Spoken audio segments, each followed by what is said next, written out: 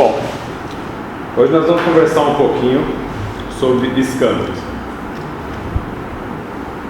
A ideia não é levar exatamente o texto, né, ao pé da letra, mas que a gente possa reavaliar o sentido figurado que ele tem. Eu sei que todo mundo já faz isso, todo mundo entende que realmente há toda uma poesia por trás do texto, né? Não é exatamente o ato como se lê dentro do texto. Mas eu avaliando, reavaliando, lendo, relendo, a cada semana, a cada mês, a cada ano, porque é interessante que a gente já deve ter lido esse trecho muitas vezes, né? Já deve ter ouvido falar muitas vezes dele. E de acordo com o momento que a gente vai vivenciando, a gente vai direcionando esse texto. A gente vai modificando o nosso conceito de interpretação e de aplicação dele no nosso dia a dia, não vai? Escândalos, né? Cortar a mão. Eu vou ler para vocês, pode?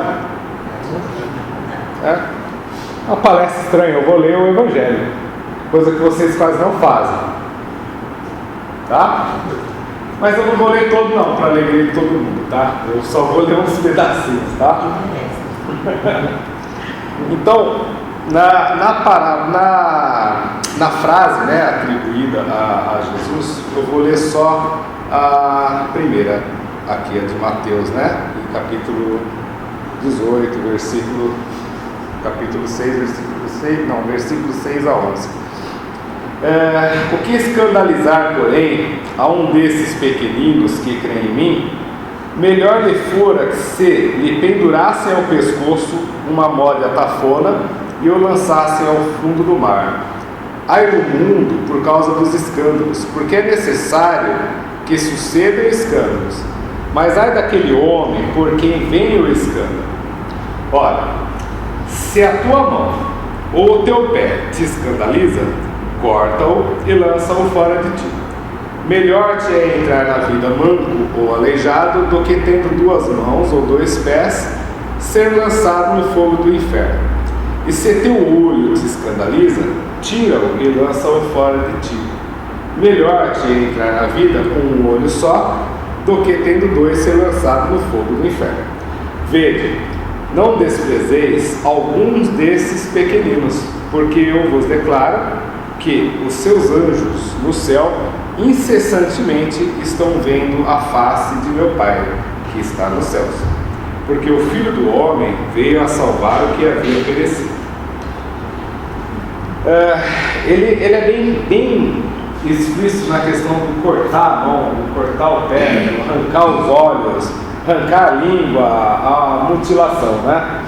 Talvez há milênios atrás as pessoas pudessem realmente ter entendido isso, até porque algumas leis, algumas regras sociais de muitos povos aí da antiguidade, isso se não acontecer ainda, as coisas são levadas mais ou menos a ferro e a fogo, né? Existem locais que ladrões, né, têm as mãos cortadas.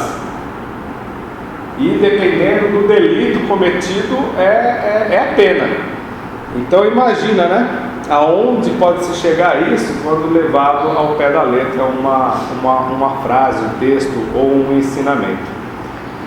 Mas, nesse texto, o que a gente aprende com relação à reencarnação? Nós somos reencarnacionistas, não somos?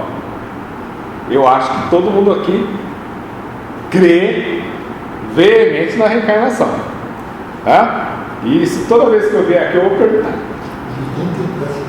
Ninguém tem pressa, não tem como. Se não tiver, eu vou brigar. Né? Então, mas o fato é que todo mundo que frequenta uma casa espírita e vai se adaptando ao seu estudo é porque é reencarnacionista, crê e é confiante nisso. Como nosso amigo disse, ninguém tem com tanta pressa assim mas sabe que a morte física não é a morte real. Tá, mas eu ouvi durante anos, né, frequentando casas espíritas, que, bom, se eu usei as minhas vistas, deixa eu disfarçar meu óculos, né, para o mal, de repente, me utilizando dos meus olhos para ver os defeitos alheios, ou, sei lá, de repente numa guerra, né, eu ser aquela pessoa lá no meio do mato, que era o olheiro, viu um carinha camuflado ali no meio do mato, e a minha intenção era exatamente essa, né, achar pessoas para aniquilar, para matar, não para defender um grupo, mas para exterminar. Então, beleza, vou nascer na próxima vida como? Cego? Não, eu não tenho capacidade de ser cego ainda, porque, né, eu sei onde eu estou pisando, eu me conheço. Míope, míope tá bom, eu vou encarar. Apesar de eu não gostar muito ainda, né, mas míope ficou de bom tamanho, mas eu poderia ter nascido cego, né? Seria o arrancar aquilo que foi motivo de estrago na vida dos outros. E a gente atribui muito, mas muito facilmente isso a todas as pessoas que possuem uma deficiência. Que hoje são muitas curadas. Sim, também. Eu já fui muito funcionário. Pois é. Usava óculos mágicos, fiz catarata. Então... Entre outras, né, que a ciência está desenvolvendo tecnologias para que possa se repor. Exato. Mas o conceito geral é que pessoas que têm alguma deficiência é porque fizeram alguma meleca no passado, né? Então, tendo a oportunidade de se purificar através daquilo, tá? Mas a gente sabe que nem sempre é assim, nem sempre. Às vezes foi um defeito genético, nós vamos atribuir tudo ao karma, a culpa da pessoa. Não, de repente essa pessoa, sem saber da vida dela, sofreu a tentativa de um aborto. Ah, mas o Espiritismo fala que se ele sofreu a tentativa de aborto e ficou aleijado, é porque ele merecia. Tá. Sem generalizar a coisa, o que eu vejo hoje e imagino que a gente deve direcionar o Evangelho? Escândalos. É necessário cortar algo de nós quando nós reconhecermos que isso é motivo de atraso na vida dos outros. Mas será que é atraso só na vida dos outros? Eis aí a grande questão. Será que quando a gente tem algo que escandaliza, né, ou que traz um malefício à sociedade, é os outros que está afetando? Nossa. Principalmente. Pode até afetar os outros, sim, não tenha dúvida, mas principalmente nós somos os primeiros a sofrer as consequências. E está aqui, no próprio texto. Não tirei isso de outro lugar, não. Tá? Então, vamos ler aqui uns pedacinhos, tá bom? Em seu sentido vulgar, escândalo é tudo aquilo que choca a moral ou as conveniências, de maneira ostensiva. O escândalo não está propriamente na ação, mas nas repercussões que ele pode ter. Nós conhecemos vários vícios humanos que podem ter uma repercussão cruel e não atingir diretamente a gente. Por exemplo, uma pessoa fofoqueira, ela vai criar uma situação, conversa aqui, conversa ali, lá atrás, aquela pessoa que está sendo alvo vai sofrer uma consequência, mas ela vai sofrer uma consequência retaliativa por causa do preconceito nosso mesmo. Bom, se fulano falou é porque talvez ele tenha razão, então todo mundo vai criar uma defensiva, né, sobre o que está sendo falado, e aquela pessoa que mais vai sofrer, sem saber do que, sem saber o porquê. Mas será que essa pessoa que é fofoqueira, que é maledicente, ela vai sofrer só na próxima encarnação? será que durante a sua existência ela já não vai ter traumas emocionais, conflitos interiores de tão grande tamanho que ela pode chegar no final da vida cheia de distúrbio psicológico por causa disso? Porque ela passa a respirar o ar dos outros, né? Buscando motivos para que ela satisfaça a sua necessidade. E a sua necessidade é falar mal da vida alheia. E assim nós vamos generalizar agora para todos os vícios. Todos os vícios. Qualquer pessoa que sofra de um determinado problema íntimo, ela vai vivenciar isso todo momento, ela vai buscar condições para que ela possa saciar seu vício. Então, antes de atingir o outro, a nossa volta, nós estamos atingindo nós mesmos. Então não precisa de outra vida, né? Para que alguma coisa seja arrancada de nós, tá? Porque ela é arrancada inconscientemente. Se não é arrancado o problema, algo vai aflorar dentro de nós para quem sofre também alguma consequência, mesmo que a gente não atribua e trace um paralelo com relação a isso. Isso é inevitável, né? Então, um outro trechinho. Muitas pessoas se contentam com evitar o escândalo, porque seu orgulho sofreria com ele e a sua consideração diminuiria entre os homens, procurando ocultar as suas torpezas.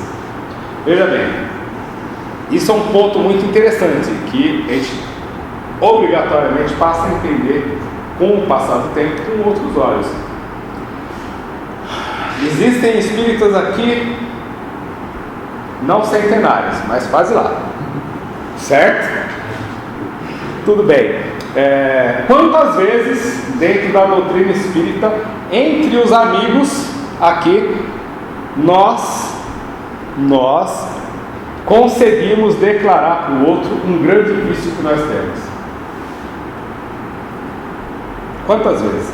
E todos aqui são amigos. Pelo menos a ideia é essa, que todos dentro da casa espírita sejam amigos, né? Vou dar um exemplo mais declarado.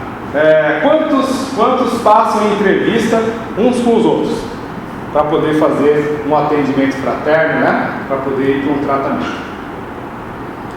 E se passarem pela entrevista, quantos realmente falam aquilo que realmente é um problema e aquilo que está causando aflição, aquilo que realmente, né, está atrapalhando a vida? Então nós vamos passar a perceber que aquilo que está dentro da gente, por mais conhecimento que a gente tenha, por mais convivência fraterna, por mais que a gente saiba que as pessoas à nossa volta deveriam ou têm que ser tolerantes, né, são omitidas. Por quê? Por causa do orgulho, por causa do medo, né? A gente fala medo, né, mas é o orgulho camuflado de medo, né? A gente fala de autopreservação, né, mas é a vaidade, o orgulho camuflado, né? Sempre mascarando os nossos reais sentimentos.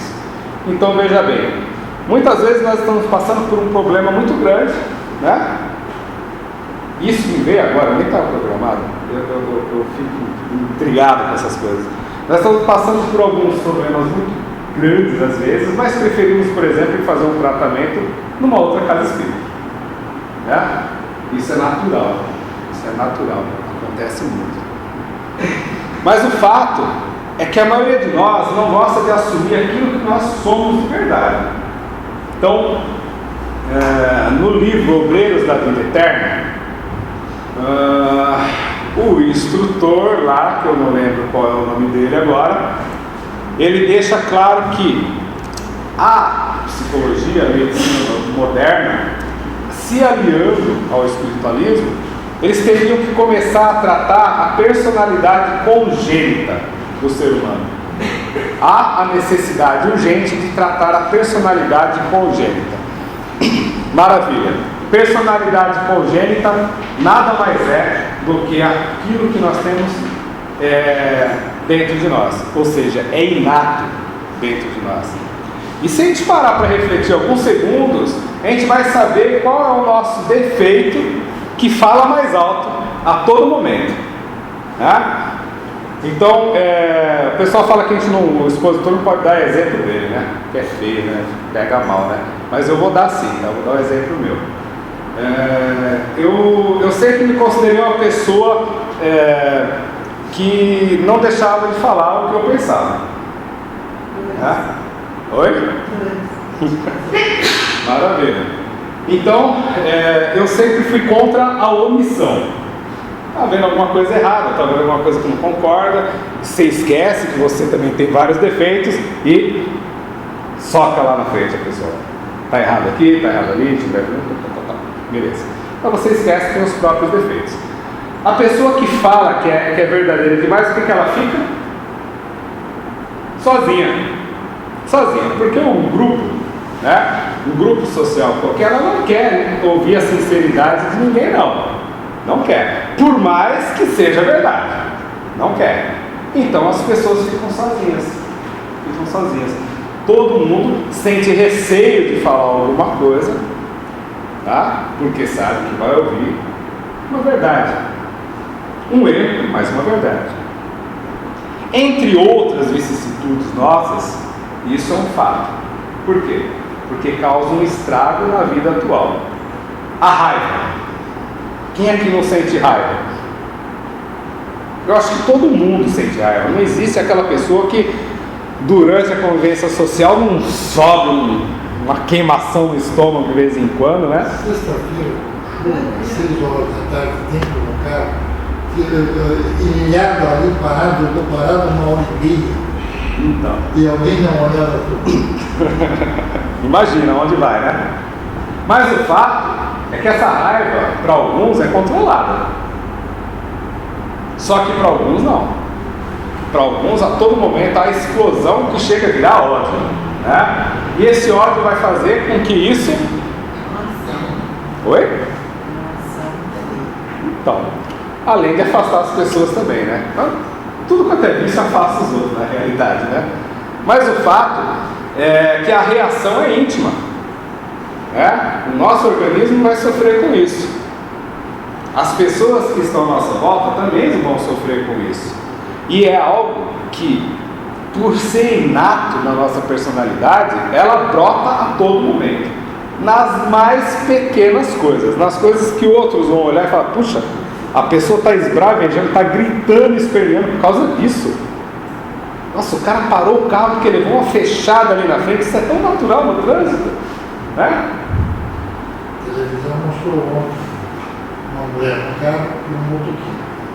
Eu estou levando um café no carro, a mulher jogou o carro em cima do motoquinho. Com certeza eles não se conheciam antes, não se viram, e foi ali a explosão dos dois. Exatamente. Isso é uma explosão de raiva, de ódio, que não brotou do nada, não. Se aconteceu, é porque eles já são assim. Eles já são predispostos a todo momento estar arrumando uma encrenca. Entre outros vícios. A sexualidade, quando ela fala mais alto do que o que a gente pode considerar como normal dentro de uma sociedade. A pessoa, ela está lutando contra, mas numa determinada situação aconteceu alguma coisa que aflorou e ela não resistiu. A bebida, o vício qualquer que seja. Então, todos nós conhecemos aquilo que temos dentro de nós e que é motivo de escândalo. Mas os anos vão passando e a gente vai aprendendo. Oi? Os anos vão passando e a gente vai aprendendo. Sim. Mas até aprender, sofreu bastante. Né? Então, muitas vezes, a gente pega o Evangelho e fala assim: puxa, mas a gente é reencarnacionista, a gente vai ter condições de aprimorar isso na outra vida, né? Por quê? Por que na outra vida? Se a gente sabe o que está errado e teria todas as ferramentas necessárias na mão, né, para suprimir esse vício, para extinguir ele aos poucos. Então, muitas vezes é cômodo a gente ser reencarnacionista, né? Ele fala, puxa vida, eu não consigo falar com a minha mãe, eu briguei com meu pai, eu não quero mais saber do meu irmão. Na próxima vida a gente resolve. Não é assim? Sogra, sogro, cunhado, então nem se fala, né? Pois é. Ledo engano, porque na próxima vida vai voltar como filho, alguma coisa, chipófagos, né? De preferência, né? Ficar grudadinho no outro assim. Aí vai aprender a conviver de verdade, né? Mas poderia ter sido evitado isso, exercendo perdão, exercendo a tolerância, falando, não sendo omisso como eu era antes, mas falando, né, pontos que a gente pode de repente melhorar juntos, né? Não apontar o dedo do outro falando você está errado, mas a gente pode melhorar junto o nosso relacionamento aqui, para evitar algo pior lá na frente, né? E acontece muito mais do que a gente acredita de verdade. Aqui é necessário que venha o escândalo para que os homens em expiação na terra se punam a si mesmos pelo contato de seus próprios vícios, dos quais são as primeiras vítimas e cujos inconvenientes acabam por compreender. Eu estou falando sobre o texto lido aqui. Eu não estou trazendo nada de fora. Eu não estou trazendo psicologia barata, não. Eu estou trazendo o Evangelho, segundo o Espiritismo que a gente conhece. Então talvez a gente precise ler de verdade as coisas, reler e colocar as nossas tendências diante do que a gente está lendo, sendo a princípio, né, verdadeiros com a gente mesmo e aceitando os vícios que nós possuímos. Aí sim, nós estamos num grande caminho recomendado, né? É necessário vir o escândalo? É, mas nós podemos evitar que ele seja da nossa parte. Não podemos? Isso eu concordo plenamente com o Evangelho. Até agora eu não estava concordando muito não, mas agora eu sou obrigado a concordar com o Evangelho. A gente pode, de fato, evitar isso. Pode. Mas aí tem uma outra pergunta por trás. A gente quer. É gostoso abaixar a cabeça quando ele está julgando que está sendo humilhado por alguém? Alguém discutiu com a gente na empresa, né? Chefe, né? É sempre chefe que discute com a gente na empresa, não é colega de trabalho não. A gente faz o quê? Baixa a cabeça? Fica quietinho? Se você precisa do emprego, você faz isso. Só se precisar do emprego. Agora, se for orgulhoso pra caramba e falar, não, eu saio daqui ao outro emprego, o que você vai fazer? Vai brigar com o chefe. Toma, né, um pé no traseiro, no sentido popular, e depois na outra empresa vai acontecer a mesma coisa. Na outra empresa vai acontecer a mesma coisa e ninguém tolera a pessoa, todo mundo é intolerante, né? Quando na realidade ela mesma poderia ter feito algo em sua vida para que isso não acontecesse. Ai, se eu conhecesse o Espiritismo uns 20 anos atrás, não tinha perdido tanto emprego. Mas o fato é que nós não aceitamos a nossa personalidade e nós julgamos que são coisas boas. Olha que interessante. Virtude todo mundo tem aqui, não tem? Tem, né? Acho que tem. Não é possível que alguém aqui não tenha uma virtude, né? Mas vocês pararam para pensar se essa virtude em algum momento não está atrapalhando? Ou incomodando, quando os outros fazem, a pessoa confunde o bonzinho com o burro. Ou confunde a virtude com o defeito, né? Então eu vou voltar à questão que eu não era omisso. Eu julgava aquilo como uma virtude, né? Era uma virtude, não sou omisso, eu falo a verdade, eu aceito o que me falam. Uma virtude mascarada, porque na realidade é um grande defeito. E quantos de nós possuímos uma virtude, né?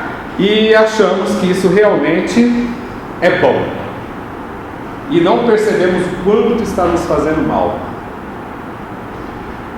Algumas pessoas gostam de assumir os compromissos dos outros. A pessoa falha, ela vai e cobre. A pessoa falha, ela vai e cobre. É uma virtude, né? Bonito, né, de se ver, mas daqui a pouco ela está desgastada, né? Está entupida de falhas dos outros. Mas ela foi assumindo. Ela está se desgastando, está morrendo por causa da virtude e não larga a mão. Por quê? Porque não aprendeu que é um verdadeiro erro ainda da sua personalidade, que ela não é a salvadora do mundo. Às vezes nós devemos compreender que quanto à proposta do Evangelho de lançar mão de algo que realmente nos causa algum mal, não seja necessariamente eliminar muitos vícios de uma vez. Às vezes a gente entra numa paranoia tão grande, né, que a gente quer de todas as maneiras, né, abrir mão de todos os defeitos. Como? Como? Mas mesmo sabendo que numa vida não dá para fazer isso, começa a criar um outro sentimento por trás. Frustração. Puxa vida, eu sou um incompetente, eu não consigo me melhorar num monte de coisas, né? Mas aquilo que realmente tinha que melhorar nessa vida, porque eu não acredito que eu tenha vindo nessa encarnação com uma lista quilométrica de coisas para me melhorar. Alguma coisa que efetivamente fez com que eu arruinasse todas as outras encarnações, eu tenho que dar prioridade, para que isso não continue arruinando as próximas, mesmo que seja em menor escala. Mas não podemos nos permitir isso. Então cabe a nós todos olhar com muita franqueza, né? É aquela questão lá do Sócrates, né? O pessoal fala Jesus. Toda vez que eu falo Jesus para alguém que não é espírita, eu tomo uma bronca. Então eu aprendi a falar Sócrates. Conhece a ti mesmo. Ou Platão, acho que um dos dois. Conhece a ti mesmo. Nós não temos coragem de conhecer realmente quem nós somos, de assumir quem nós somos.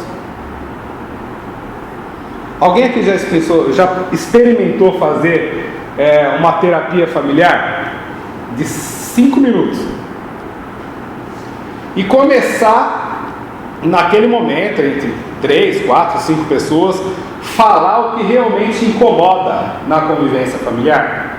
De verdade, mas não briga, pelo amor, não é briga, não é para sentar e brigar, não é para ver discussão, é para cada um verbalizar aquilo que incomoda, para ver se há um consenso geral e as coisas melhorem, né? Onde um grupo possa entrar num acordo tácito, a princípio, e trabalhar junto para que isso não aconteça mais.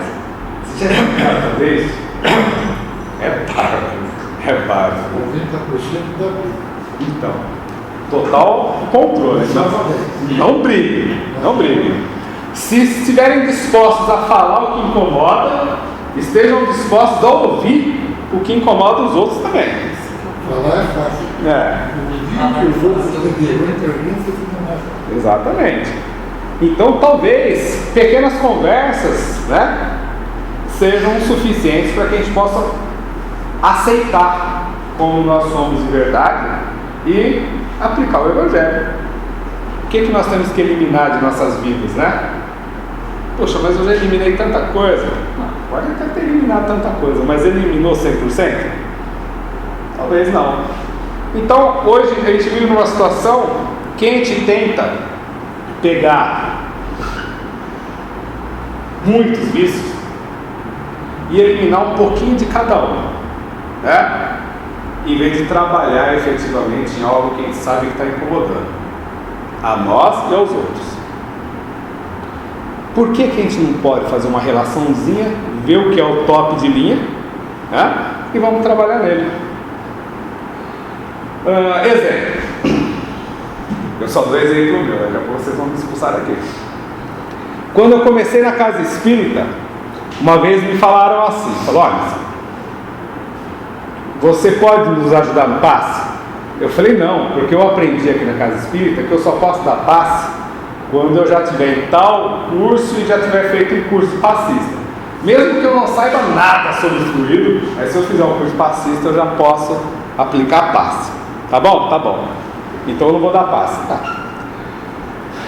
Você poderia fazer tal coisa? Não poderia, porque eu também tenho um cursinho ali na frente para fazer tal.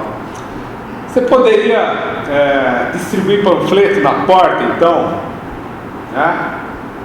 Distribuir panfleto na porta dá, né? Não é possível que eu precise de um curso para distribuir panfleto. Né? Tá bom, o que eu preciso fazer? Eu já te falei, você vai lá com os panfletinhos, dá um belo de um sorriso para a pessoa e fala assim, boa noite, seja bem-vindo. Eu falei, meu, como é que eu vou dar um sorriso para os outros? Eu não estou conseguindo sorrir nem para mim. Né? Para você ser um recepcionista, cara, você tem que pelo menos sorrir e falar boa noite. Tá bom. Fui lá as primeiras vezes. Boa noite, seja bem-vindo. Não dá para mudar as coisas assim de uma hora para outra, né? Boa noite, seja bem-vindo. As pessoas se assustavam com Jesus, onde eu vim parar, né? Parece o mordomo da família Adams, né? Recebendo as pessoas na porta. Eu falei, tá bom, então eu vou seguir o modelo que me passaram. Mas como que eu vou fazer isso? Vou fingir. Fingir? Eu vou fingir. Então a partir daquele dia eu comecei a fingir. As pessoas chegavam, eu, boa noite, seja bem-vindo, quero uma pergunta, um abraço, né? Um sorriso estampado no rosto. Nossa, mas tá, fui. Um ano e meio, 2 anos, eu estava agindo com naturalidade. Eu já recebia as pessoas com um sorriso verdadeiro. Eu já conhecia as pessoas que chegavam na casa. Então, se tornou um fingimento, um vício, a princípio, que se transformou numa virtude. Me trouxe um grande benefício. Eu aprendi a lidar com a minha sorrice. Tá aí uma coisa que nós podemos fazer a todo momento. A todo momento. É errado? Não, até o momento que as pessoas não saibam, não é errado. Por exemplo, vocês só sabem disso agora. Mas se vocês me vissem há uns 7 anos atrás eu sorri, então vocês não iam achar isso. Mas hoje eu faço de verdade, tá? Não é fingimento, tá bom? Também. Mas vejam bem, naqueles momentos de raiva, por que não dar um sorriso? Naquele momento que fomos contrariados, na frente dos outros, porque a nossa vaidade fala mais alto, a gente não gosta de ser contrariado, por que não dar um sorriso, baixar a cabeça e deixar que a coisa siga o seu curso? Põe água na boca, igual a André disse. Mas não finja que está com água na boca, porque senão vão perceber. Mas o fato é que nós temos a possibilidade de todo momento eliminar aquilo que nos causa dano. Porque mesmo que não cause dano naquele momento, que possa simplesmente magoar as pessoas que estão à nossa volta, com o passar do tempo vai causar dano para nós mesmos. E o que vai valer a pena isso? Uma nova encarnação? Com os mesmos problemas? Talvez não com os mesmos familiares, porque se essas pessoas derem sorte, elas vão progredir e vão nos deixar para trás, né? Deixar para trás, entre aspas, vão tentar nos ajudar de alguma forma, mas aí nós vamos pegar um outro grupo familiar que estava lá atrás, né? E que chegou no nosso nível,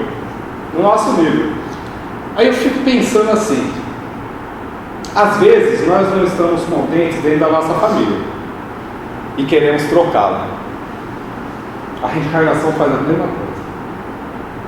Todos aqueles vícios que nós não pudemos eliminar, eles vão se agregar com outros do mesmo nível, sempre.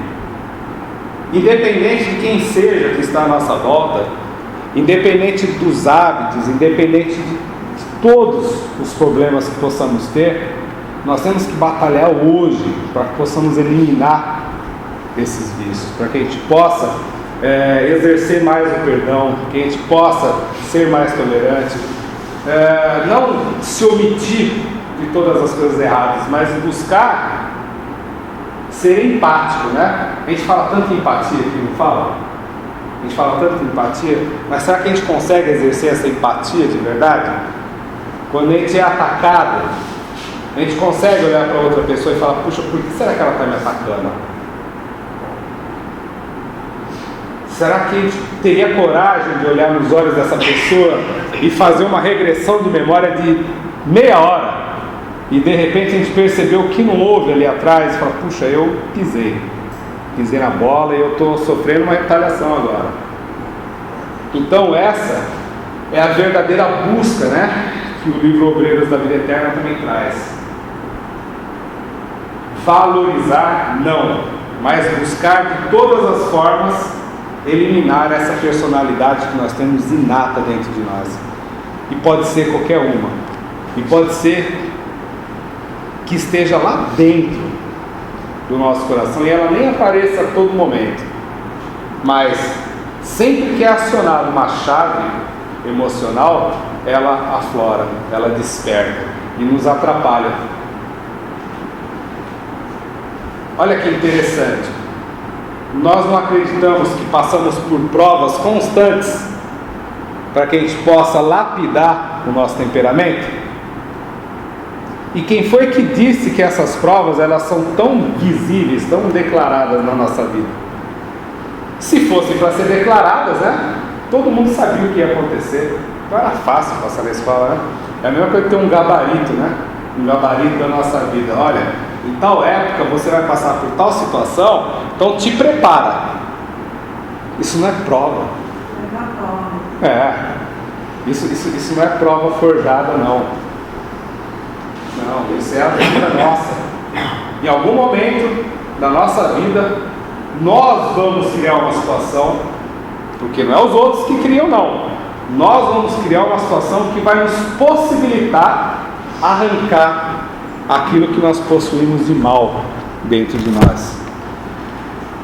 E se nós não estivermos convictos com relação a isso, o que vai acontecer? Nada. Não vai acontecer nada. Nós vamos repetir novamente na escola. Nós vamos criar situações constantes. Olha que interessante. A gente sabe que uma prova mal feita é prova repetida, não é? Isso é lei. Acontece na escola, não é? Ninguém passa. Bom, só eu vou falar, mas pelo amor de Deus, não levem para a questão política. Ninguém passa de ano se não fizer uma prova bem feita e passar com merecimento, né? Você não vem me falar de política não, porque ó, eu sei que tem gente passando de ano sem merecer. É fácil hoje, não estou lá. Mas na nossa vida é assim? Não, né? Acho que não. Quantas ocorrências iguais, se não iguais não, semelhantes, se não iguais, que acontecem, que a gente vive reclamando: puxa, mas toda hora acontece a mesma coisa comigo. Toda hora acontece a mesma coisa, toda hora acontece a mesma coisa. Fulano me persegue por causa disso, quando não é fulano é ciclano, quando não é ciclano é alguém que eu não conheço, né? E os problemas são iguais. E é incrível que quando os problemas acontecem constantemente com pessoas que nós não conhecemos e não se conhecem entre si, a gente ainda continua culpando as pessoas. A gente esquece que nós criamos situações para que as pessoas nos agridam. Nos agridam entre aspas, porque elas passam a se defender da nossa própria personalidade. Então, enquanto nós não nos motivarmos para olhar para dentro de nós e eliminar aquilo que é motivo de escândalo, como cita o Evangelho, eles vão acontecer constantemente. O nego pode reclamar da sogra e do sogro e casar 50 vezes. Serão pessoas diferentes e os problemas vão ser o mesmo. Pode trocar de emprego, pode melhorar intelectualmente, pode mudar de profissão 1 milhão de vezes. Mas se mudar a personalidade geniosa, vai acontecer as mesmas coisas. Ele pode se candidatar a vagas, né? Para dar uma melhoria profissional, 1 zilhão de vezes. Mas vai ter alguém mais apto. Sempre. Porque alguma coisa faltou. Não é o outro que atrapalhou, não. Alguma coisa faltou dentro de nós. E nós precisamos abrir mão. Então esse é o verdadeiro conceito do escândalo que é necessário. Não é o assaltante que vem lá fora, não, e de repente, desesperado por um prato de comida, porque ele chama de assaltante, mas de repente, ele sabe que existem outros meios, mas no auge do desespero a pessoa vem te assaltar, e numa reação qualquer acaba sendo um acidente, né? E nos prejudica. Não é esse o escândalo que é necessário vir, não. Não é. Porque se não tivéssemos reagido, se não tivéssemos pré-julgado, se não fôssemos raivosos, intolerantes, briguentos, não teria acontecido também, teria? Impossível. Então, muitas coisas que acontecem na nossa vida não é exatamente o escândalo que a gente imagina que vem de fora para dentro, não. Eu vou morrer fisicamente, é claro, falando que nada acontece de fora para dentro. Tudo é de dentro para fora. Tanto as coisas boas como as coisas ruins. Sempre. Se nós criarmos condições para isso, elas vão acontecer. Então, meus queridos amigos, vamos refletir mais sobre como está a nossa vida. Quais os problemas que acontecem com frequência. O que nós podemos causar de transtorno às pessoas que estão à nossa volta. Se estamos, de fato, sendo espíritas, vivenciando, né? Se nós estamos sendo homogêneos com o Cristo. Não é uma homogeneidade de grupo mediúnico, não, porque isso está por fora. Homogeneidade de grupo mediúnico, as pessoas confundem muito com a união de 1h30, 2 horas numa mesa. Eu quero saber se nós estamos sendo homogêneos com o Cristo, com os conceitos do Evangelho. Se nós estamos saindo daqui e estamos vibrando na mesma causa, exercendo a tolerância, a caridade nas nossas possibilidades, sem exagero. Se nós estamos aprendendo com os erros de fato, se nós estamos eliminando a nossa personalidade de verdade, ou se nós estamos sendo simplesmente espíritos. Muito obrigado a todos e até uma próxima vez.